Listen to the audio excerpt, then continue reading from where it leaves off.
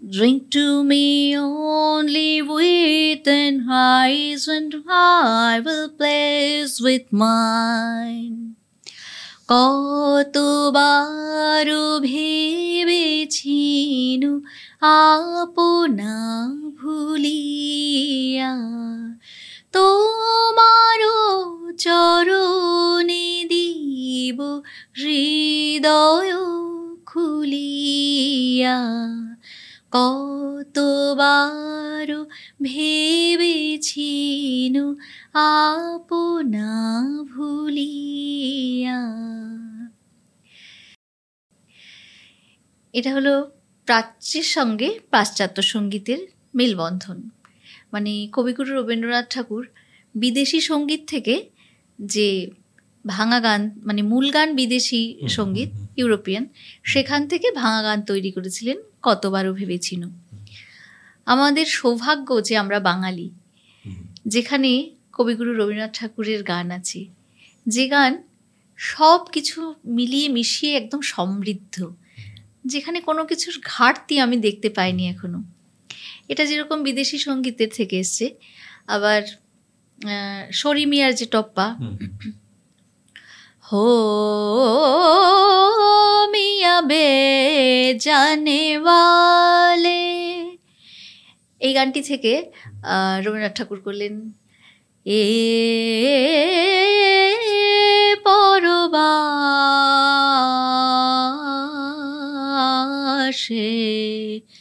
রবে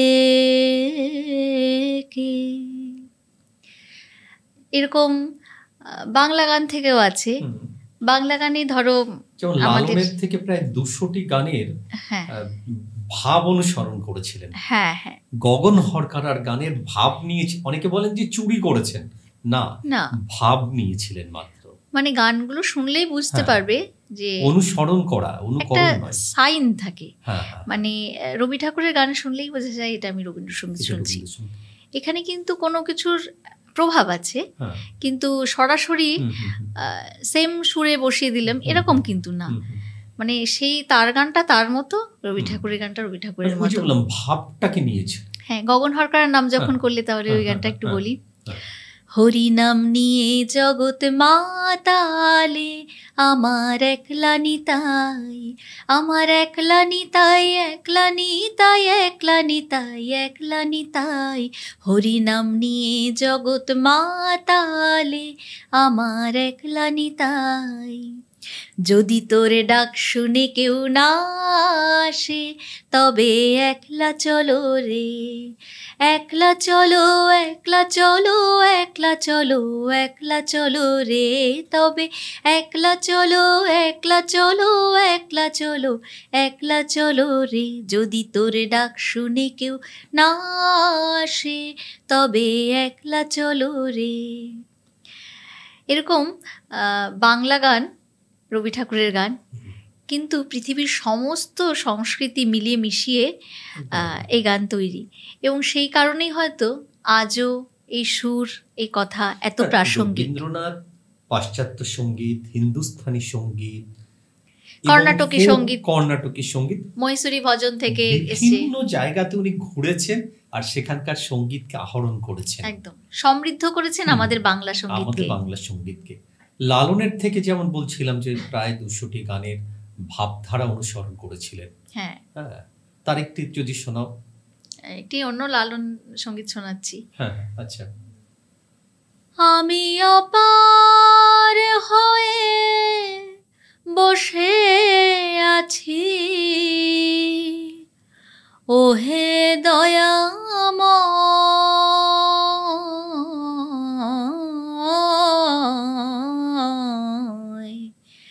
পারে লয়ে যাও আমায়। আমি একা রইলাম ঘাটে, ভানু সে বসিল পাটে। আমি একা রইলাম ঘাটে,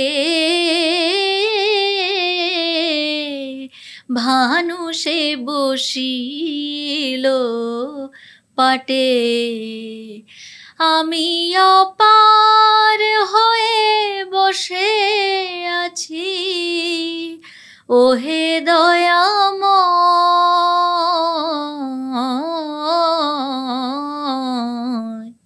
পারে লয়ে যাও আমায়।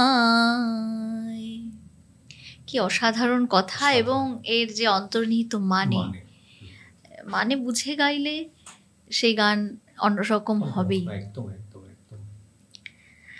আজকাল গানের একটা অন্যতম সমস্যা হচ্ছে, কেউ পরিবেশন করার সময় ভাবি না কোথায় কোন গানটা গাইছি। এটা হয়তো তার অন্যতম কারণ হচ্ছে ওই যে অল্প শিখেই যে আমরা মঞ্চে উঠে যাচ্ছি।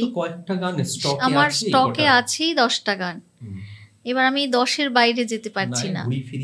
হ্যাঁ, এবার সে বিয়ে বাড়িতে শ্রাদ্ধ বাড়ির গান হোক, তো শ্রাদ্ধ বাড়িতে বিয়ে বাড়ির গান হোক, মানে ব্যাপারটা হ্যাঁ, আমি 10টা গানই জানি, 10টা গানের স্কেল জানি, মুখস্থ গান একদম। মানে তুমি যেটা বললে যে গানের একাল সেকালে তফাৎটা হচ্ছে, সেকালে গান বুঝে গান গাইতেন এবং সিচুয়েশন বুঝে।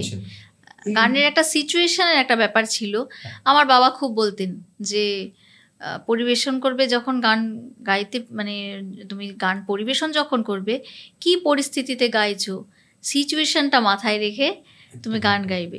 তুমি বৈশাখ মাসে গিয়ে শীতের হাওয়ায় লাগলো নাচন তুমি কিন্তু গাইবে না। তো এই বোধটা আমাদের আজকাল হারিয়ে যাচ্ছে। দেখো, আজকে সকালেই আমি বিষয়টা দেখছিলাম। হেমন্ত মুখোপাধ্যায় তখন বোম্বেতে, তরুণ মজুমদার একটি ছবি করবেন, তিনি একটি নতুন গীতিকার খুঁজছেন, মুকুল দত্ত। মুকুল দত্ত বোম্বে চলে গেছেন, হেমন্ত মুখোপাধ্যায়ের সাথে মুকুল দত্তের পূর্ব পরিচয় সেখান থেকে। তরুণ মজুমদার বেরোচ্ছেন হোটেল থেকে, মুকুল দত্ত ঢুকেছেন, তরুণ মজুমদারকে এসে রিসেপশনে জিজ্ঞাসা করছেন। তরুণ মজুমদার তখন চাবিটা জমা দিচ্ছেন। তো বললেন, পরিচয় হলো, তা বললেন আমি গান লিখে এনেছি এই ছবির জন্য, আপনি আমাকে যেভাবে করেছিলেন, আমাকে হেমন্তদা বলেছে আমি সেভাবে একটা গান আমি করবো। তা বললো ঠিক আছে চলো। তারপর ওনাকে নিয়ে চলে গেলেন। কোথায়? বলছে হেমন্তর বাড়িতে। হেমন্ত বলছে, তা বলছে উনি বাড়িতে নেই, উনি একটা সমস্যার জন্য নার্সিংহোমে আছে, বলে নার্সিংহোমে চলো। তো নার্সিংহোমে গেল, গিয়ে যখন গানটা হেমন্তবাবু হাতে পেলেন, গানটা হচ্ছে কৃষ্ণ কালো তার চেয়ে আমি কালো, মনে করছে গানটা একটু বিখ্যাত গান। হেমন্ত মুখার্জি সেটা দেখলেন, ভালো করে কভার পরে নিলেন, পরে নিয়ে চোখ বুজে বসে রইলেন কিছুক্ষণ, এবং তিনি সেখানে দাঁড়িয়ে সুরটা, পুরো গানটার সুরটা করে দিলেন। বাপরে বাপ। বলছেন যে এই যে বিষয়টা, হেমন্ত মুখার্জি তিনি কিন্তু প্রথাগত শিক্ষা তার মধ্যে কম ছিল গানের, কিন্তু অন্তর ছিল তার ভেতরে, তার উৎসর্গ ছিল গানে। দেখো দাদা, প্রথাগত শিক্ষা না অনেক সময় যে হাতে করে বসে শিখলেই হবে এর কিন্তু কোনো মানে নেই। কান তৈরি হওয়াটা বেশি জরুরি, সাধনা চাই। একদম সাধনা, ডেডিকেশনটা খুব জরুরি, খুব দরকার। না হলে দেখো হেমন্ত মুখার্জি তিনি তার পরিবার পর্যন্ত তার বিপক্ষে চলে গেল, স্কুল থেকে তাকে তাড়িয়ে দেওয়া হলো, মিত্র ইনস্টিটিউশন যেখানে বিশ্বাস শিক্ষকতা করতেন। এই যে যেটা বললে ডেডিকেশন, আজকে শিল্পীদের কোথায়? হ্যাঁ, যে কোনো জিনিসের প্রতি না ভালোবাসা থাকাটা খুব জরুরি। আজকে তুমি যে কাজটা করছো, তোমার প্রতি, এই কাজের প্রতি তোমার যে অসম্ভব ভালোবাসা আছে, সেই কারণেই তুমি কিন্তু কাজটা করতে পারছো। না করলে তুমি হয়তো আজকে একজন ব্যবসায়ী হতে, অবশ্যই আমি একজন অন্য কিছু হতে পারতাম, ভালো হাউসওয়াইফ হয়ে যেতে তুমি। হ্যাঁ, হতেই পারতাম, বা প্যাথোলজিস্ট হতে। এইটা তোমার হবি ছিল। হ্যাঁ, হবি ছিল প্যাথোলজিস্ট। বলে গানের একাল আর সেকাল, এই কালের মধ্যে তফাৎ হচ্ছে যে আমরা আজকে ধরো তুমি একটা সুন্দর অনুষ্ঠান অ্যারেঞ্জ করেছো, এবং সেখানে বললে যে আমরা সুন্দর বাংলা গান গাইবো, এবং কি গাইবো না, এখানে আমরা সমস্ত বেশ রবীন্দ্রসঙ্গীত গাইবো, লালন গাইবো, ফোক গাইবো, ভাটিয়ালি গাইবো, কিন্তু হ্যাঁ আমরা কোনো ইনস্ট্রুমেন্ট আমাদের থাকবে না, আমরা শুধু কিন্তু এই যে আমাদের সেকালের যে ইনস্ট্রুমেন্ট, রাম চট্টোপাধ্যায় যে সারাটা জীবন ওই তবলা নিয়ে আর এই নিয়ে গান গেয়ে গেলেন, সারিঙ্গি বেহালা এইসব নিয়ে উনি গান গেয়ে গেলেন সারাটা জীবন। হ্যাঁ, আজও দাঁড়িয়ে আমরা আজও শুনছি, তুমি আসার আগে শুনছিলাম আমি, হ্যাঁ আমি শুনতেই ঢুকলাম, এবং সেই গানের যে প্রাণ, সেই যে অনুভূতি, সেই অনুভূতি কিন্তু তুমি অনেক ইনস্ট্রুমেন্টের মধ্যে পাবে না। মানে অনেক ইনস্ট্রুমেন্ট বাজছে, সেখানে গান চলছে, তার ভিতরে যে তুমি পাবেই এর কিন্তু কোনো গ্যারান্টি নেই। দেখো, গানের দুর্দিন সুদিন সবসময় ছিল, আছে, থাকবে।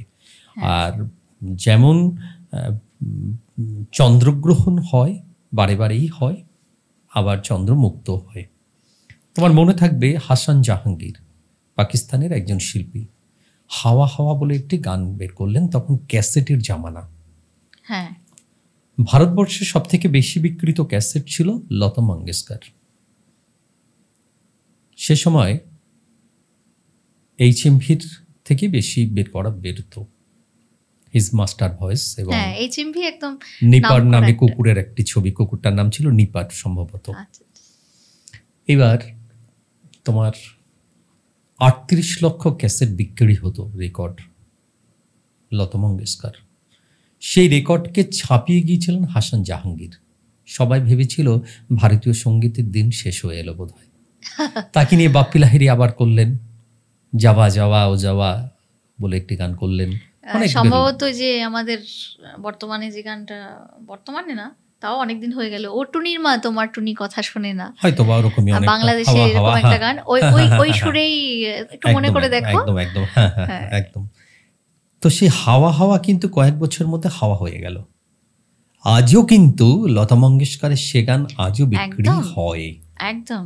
ফলে আমরা যতই বলি যে মনে হয় বাংলা গান মানে শেষের দিকে বা বাংলা গানের, না, আমরা আশাবাদী যে আবার অন্ধকার থেকে আবার আলো নিশ্চয়ই আসবে। দেখো, বাংলা ভাষা দিবস উপলক্ষে আমরা একজনের সঙ্গে, আমাদের সুরঞ্জন দাস, সুরঞ্জন প্রামাণিক গুণী মানুষ, তিনি একটা সুন্দর কথা বলেছেন যে যেদিন একটি মানুষও বাংলা ভাষায় কথা বলবে সেদিনও ভাষাটি সঠিক জায়গা থেকে মুভ করার জায়গায় যাবে। হ্যাঁ নিশ্চয়ই, আমরাও সেই আশায় আমরাও থাকবো। দেখো, বাংলা গানের দুর্দিন কিন্তু আজ প্রথম নয়। হ্যাঁ, বাংলা গানের দুর্দিন কিন্তু অনেক আগে থেকেই।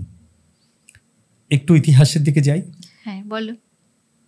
যে দেখো, যখন একটা সময় ছিল যখন বাংলার আসলে স্বরবর্ণ ব্যঞ্জনবর্ণ ছিল না, তখন কিন্তু বাংলা গানের একটা খুব খারাপ সময় গেছে।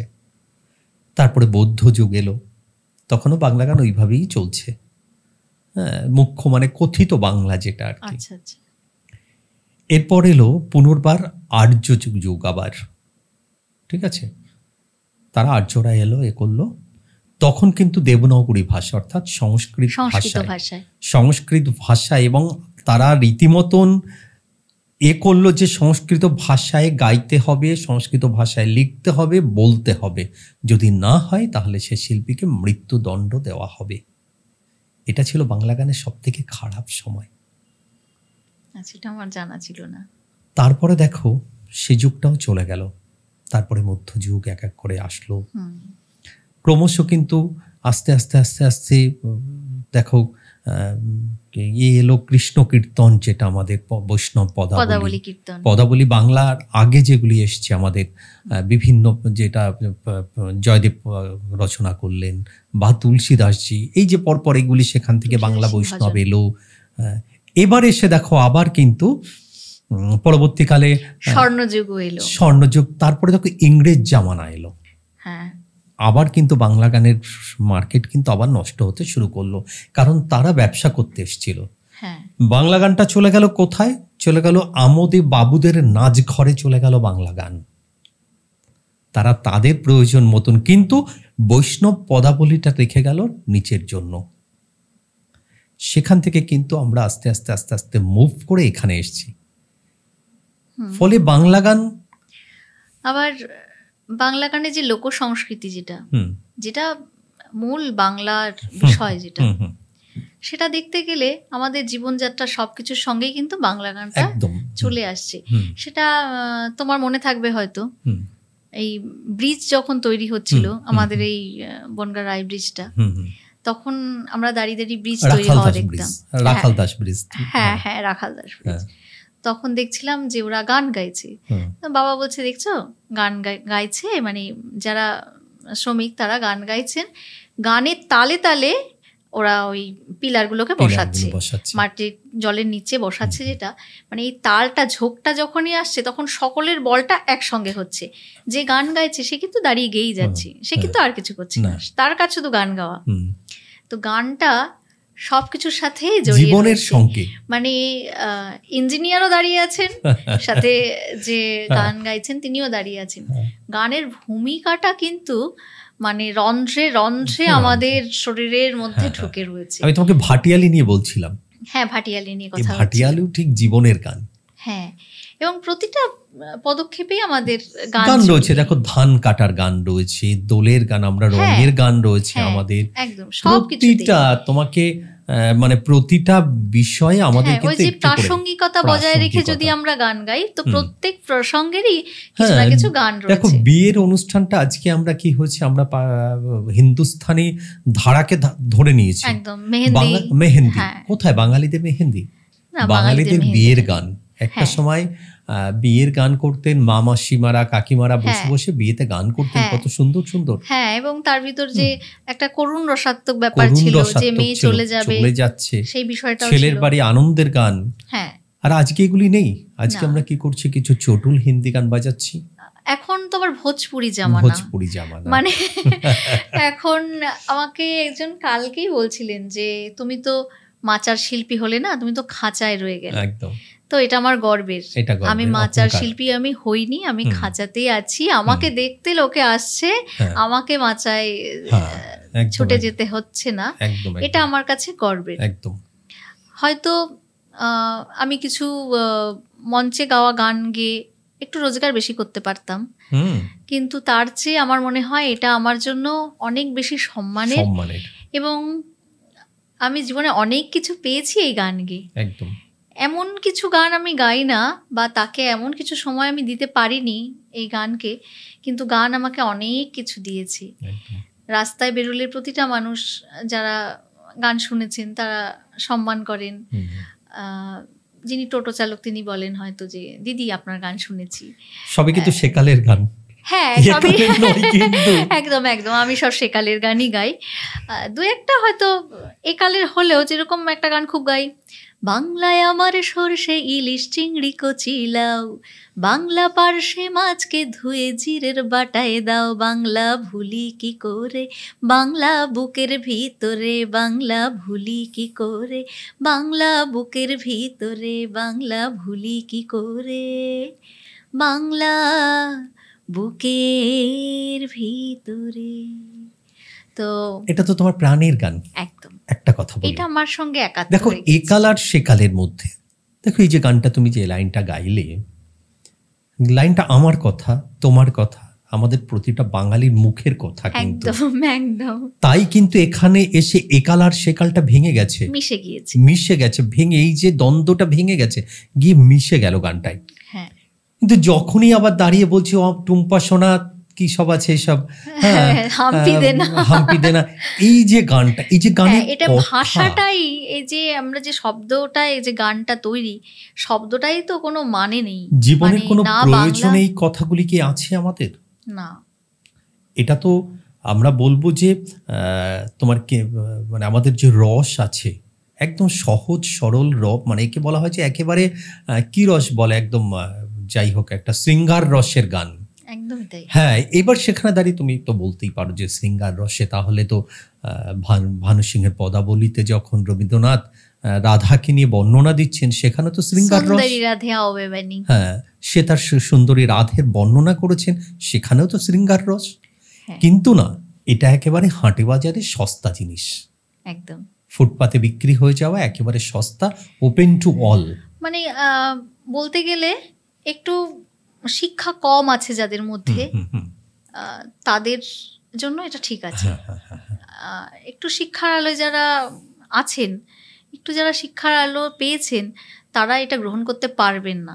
তার মানে এই যে একাল কিন্তু সেকালেও ছিল, একাল যাকে আমরা বলছি গানের একাল, একালের এরা কিন্তু সেকালেও ছিল, তাই হাওয়া হাওয়ার মতন গান সেদিন মার্কেট করেছে।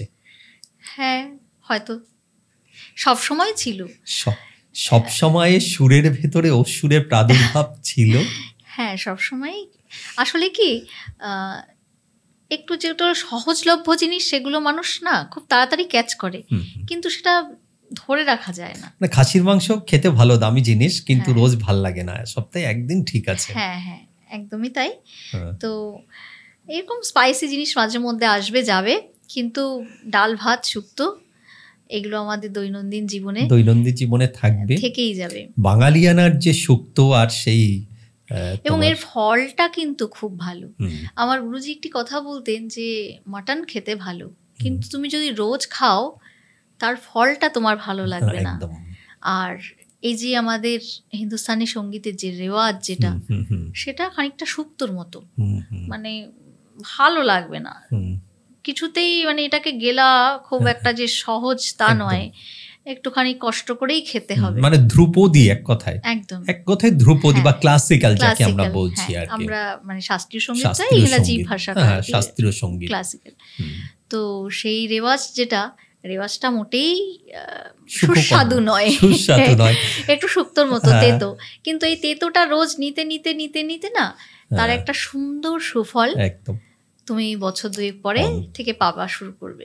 মানে আমাদের খাদ্য যে মানে নিয়ম, মানে খাবারের যে সাথে আমাদের এই শিল্পচর্চা বা আমাদের জীবনশৈলী সবকিছু মিল আছে একদম। মানে আমরা যেমন বাঙালিয়ানা, আমরা ওই যে বললে আজকে রবিবার মটন খেলে সোমবার অধিকাংশ বাড়িতেই কিন্তু চেষ্টা করা যায় পাতলা একটু ডাল হোক, একটু রুই মাছের ঝাল হোক, একটু চাটনি হোক বা একটু শুক্তো হোক। এই যে বিষয়টা, ফলে শুক্তো ছিল, ডালও ছিল, আছে, থাকবে। তেমনি বাংলা গানের সেকালেও অসুরেরা ছিল, একালে অসুরেরা আছে, আগামীতেও থাকবে। এতে করে মনে হয় বাংলা গানের খুব বেশি ক্ষতি হবে বলে মনে হয় না। ক্ষতি হবে না, তবে কি একটু মন ভেঙে যায়। জোনারটা তো পাল্টে যাচ্ছে। যারা প্রকৃতই গান শিখে গাইছেন তারা যখন সেই সাম্মানিকটা পাচ্ছেন না, তখন কোথাও না কোথাও সেই দিকে মানুষ কম যাবে। এটা তো দেখো, হেমন্ত মুখার্জি যখন শুরু করেছিলেন তখনও কিন্তু দুটো ভাগ ছিল। তার কারণ হচ্ছে হেমন্তবাবু এরা যখন শুরু করলেন, এরা আধুনিক শুরু করেছিলেন। তখন পঙ্কজ মল্লিক তিনি কিন্তু তখন উচ্চাঙ্গ সঙ্গীতের ওপরে বেস করে গাইছেন। তার আগে বিশ্বদেব বাবু, তারা কিন্তু উচ্চাঙ্গ সঙ্গীতের ওপরেই গেয়ে চলেছেন। কিন্তু হেমন্ত মুখোপাধ্যায় কি করলেন? হেমন্ত মুখোপাধ্যায় ছক ভেঙে আধুনিকতার মতন করে গাইলেন। মান্না দে কিন্তু বেরোতে পারলেন না। মান্না দে কিন্তু সে ক্লাসিক্যালকে বেস করেই গেয়ে গেলেন সব গান।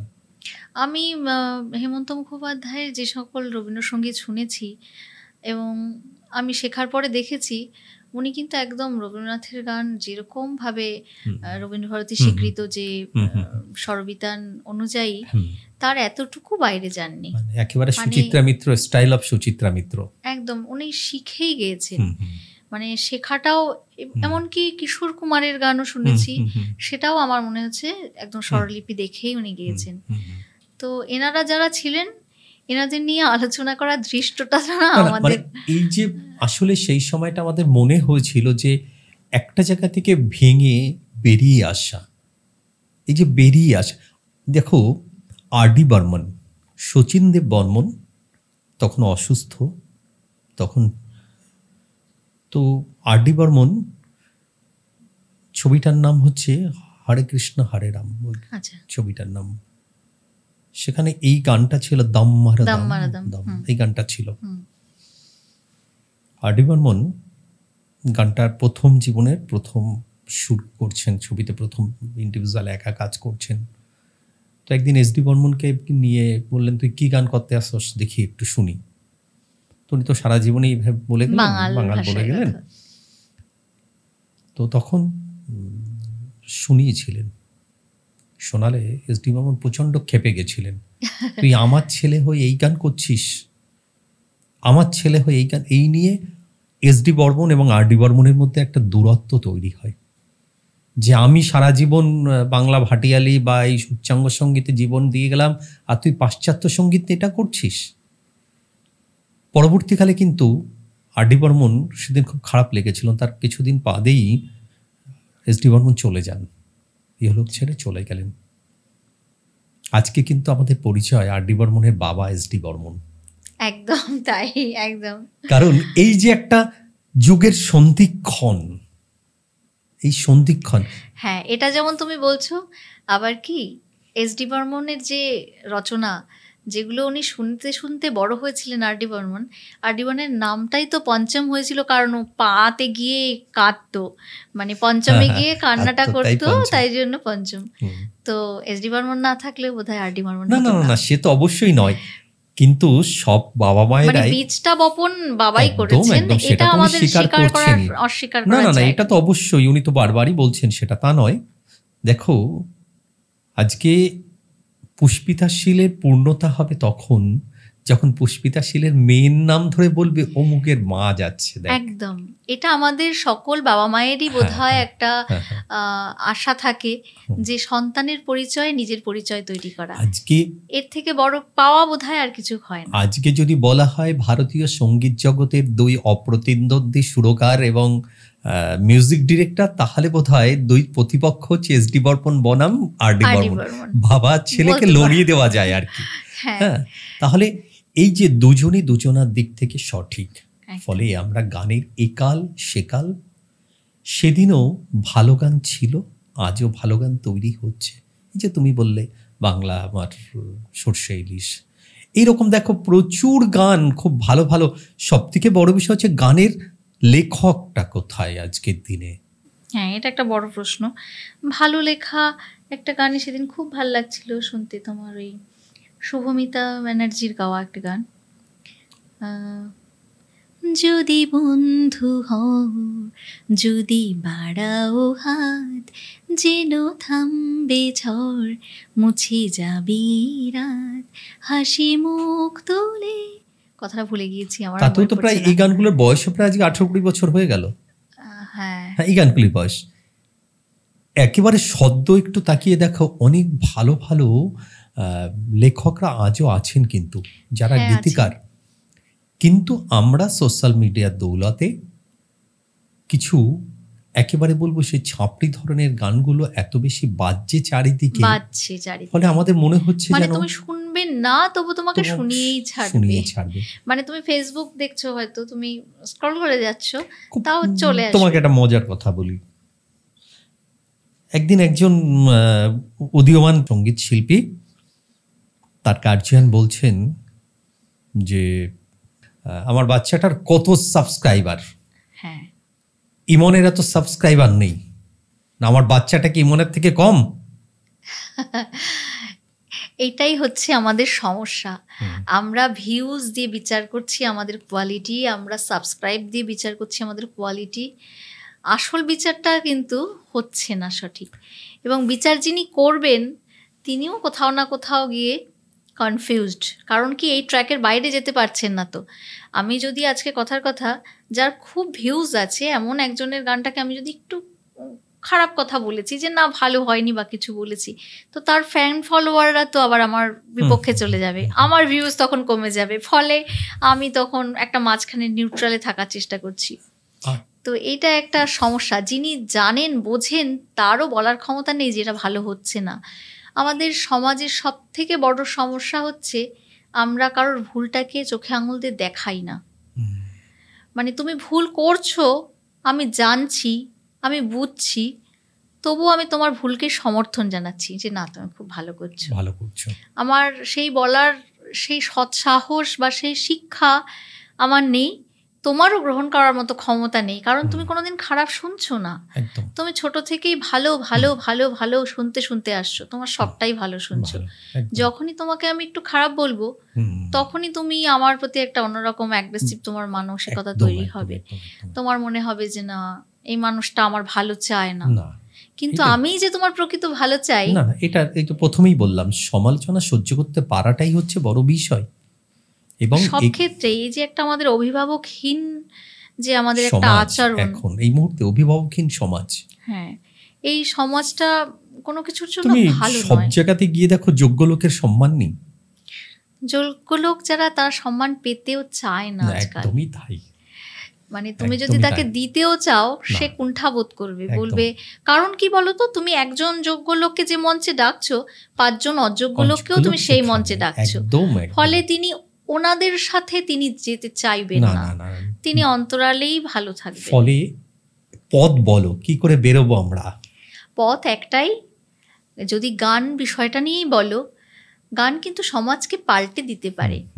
তো সঠিক গান, গান মানে এটা না যে ওই যে তোমায় আমরা এতক্ষণ যে বিষয়টা নিয়ে আলোচনা করলাম, এগুলো কিন্তু গান না। গান মানে আমাদের সুস্থ সংস্কৃতি, আমাদের বাংলার যে মূল সংস্কৃতি, পঞ্চকবির গান, রবি ঠাকুরের গান, এক কথায় নারীর গান, আমাদের নারীর গান। সেটা গাইতে গেলে যে শিক্ষাটা প্রয়োজন, সেই শিক্ষাটা অবশ্যই হিন্দুস্তানি সঙ্গীত। কিন্তু সেই শিক্ষাটা যে গ্রহণ করব কোথা থেকে, সেটা একটা বড় প্রশ্ন আমাদের, বিশেষ করে মফস্বল শহরে, যে আমরা কিভাবে সঠিক শিক্ষার মধ্যে দিয়ে যাব। সঠিক শিক্ষা থাকলে আশা করি আস্তে আস্তে আমাদের সমাজ উন্নতির দিকে যাবে, আলোর দিকে আবার ফিরে আসবে। এবং এখন কিছু উদীয়মান ছেলেমেয়ে যারা আছে, তাদের ভিতরে সে শেখার ইচ্ছাটাও আছে, গানের প্রতি ভালোবাসাটাও আছে। এবং আমার বিশ্বাস এই উদীয়মান শিল্পীরাই মফস্বলের সঙ্গীতটাকে আবার সঙ্গীতের জায়গায় নিয়ে আসবে, এবং সমাজের যে চেতনা সেটা নিশ্চয়ই আলোর দিকেই আসবে। আমাদের সমাজ আবার স্বর্ণযুগের দিকেই ফিরে যাবে। তাহলে আমরা অন্তিমে চলে গেছি। গানের একাল আর সেকাল অনেক আলোচনা হলো। সেকালেও একালের মতন কিছু অসুর ছিল, একালেও অসুররা আছেন। তবে একালও কিন্তু একাল, আগামীতে সেকাল হবে। একদম। আজও কিছু স্বর্ণ গান তৈরি হচ্ছে, সোনার গান আজও তৈরি হচ্ছে। হয়তো আমরা শুনছি কম, আমরা চটুল গানগুলোই শুনছি, সে গানগুলো হয়তো শোনার চেষ্টা করছি না, কারণ সেগুলোতে ভিউজ আসে না। আর আজকে আমাদের ভিউজ বেশি মানে বড় শিল্পী, ভিউজ কম ভালো শিল্পী নয়। না, নিজের জন্য করুন গানটা, নিজের জন্য, সবার জন্য নয়। শিল্প চর্চা নিজের জন্য। আমাদের পডকাস্ট আমরা বলি সবার জন্য নয়। অনেকে আমায় বলেন যে আপনার পডকাস্টে ভিউজ নেই তো কি আছে, একটা লোক দেখুক, একটা লোক, সঠিক দর্শক একজন চাই, 1000 জন নয়। যারা এসে বাদাম খাবেন, মোবাইল টিপবেন, যারা বসে বসে গল্প করবেন, পেছনে বসে প্রেম করবেন, না, এই দর্শকদের দরকার নেই। যে দর্শকটি শিল্প রসে হাবুডুবু খেতে চায়, যে স্নান করতে চায় এই শিল্পের রসের ভেতরে, এই চেতনার মধ্যে স্নান করতে চায়, সেই লোকটিকে দরকার। একজন শ্রোতা নিয়ে শিল্পী গান করতে পারে, সবাইকে দরকার হয় না। তো যাই হোক, আমরা শেষের আগেও কিন্তু আবার শুনবো আমাদের পুষ্পিতার গলায় আরেকটি গান দিয়ে আমরা শেষ করব আজকে। তবু মনে রেখো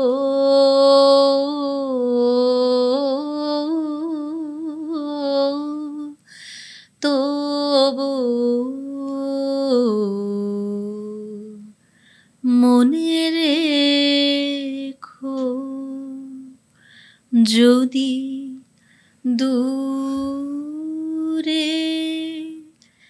যাই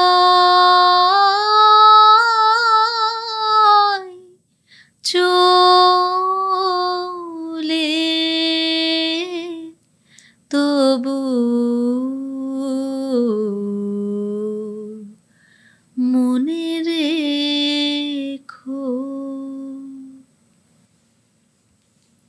তবু মনে রেখো, লাস্ট গানটা সত্যি আমরা মনে রাখবো পুষ্পিতাকে। আর আপনারা মনে রাখবেন, যখন আমাদের ডাকলে কিন্তু পুষ্পিতাকে আবার আসতে হবে। পুষ্পিতা কিন্তু গানেই বলে গেল এই কথাটা। অবশ্যই আপনাদের এপিসোড ভালো লাগবে, আর আগামীতে পুষ্পিতাকে আবার আসতে হবে কিন্তু, কনফার্ম। তো বন্ধুরা, আমরা কিন্তু আজকের এপিসোড এখানে শেষ করছি, কিন্তু তার আগে আবারও বলে রাখি যে আপনি যদি কোনো বিষয়ে আপনার অভিজ্ঞতা থাকে, গান, নাচ হোক, বাংলা সাহিত্য হোক, ইতিহাস হোক, ভূগোল হোক, লৌকিক অলৌকিক এভরিথিংস, ভূত ভবিষ্যৎ, যে কোনো বিষয় নিয়ে আপনার যদি কোনো অভিজ্ঞতা থাকে, আপনার কাছে ভালো গল্প থাকে, মানে অভিজ্ঞতার গল্প, তাহলে আসুন আমাদের সঙ্গে, আমাদের স্টুডিওতে আসুন এবং আপনার সেই অভিজ্ঞতা আমরা শেয়ার করব আমাদের দর্শকদের মাঝখানে। তাহলে আজ এ পর্যন্তই, নমস্কার। অসংখ্য ধন্যবাদ। ধন্যবাদ তোমাকেও, নমস্কার। আমাকে ডাকার জন্য অসংখ্য ধন্যবাদ। যদি বন্ধু হও, যদি বাড়াও হাত, যেন থামবে ঝড়, মুছে যাবে রাত, হাসি মুখ তুলে অভিমান ভুলে, রাঙা সূর্য বলবে সুপ্রভাত। যদি বন্ধু হও, যদি বাড়াও হাত, যেন থামবে ঝড়, মুছে যাবে রাত, হাসি মুখ তুলে অভিমান ভুলে, রাঙা সূর্য বলবে সুপ্রভাত। যদি বন্ধু হও।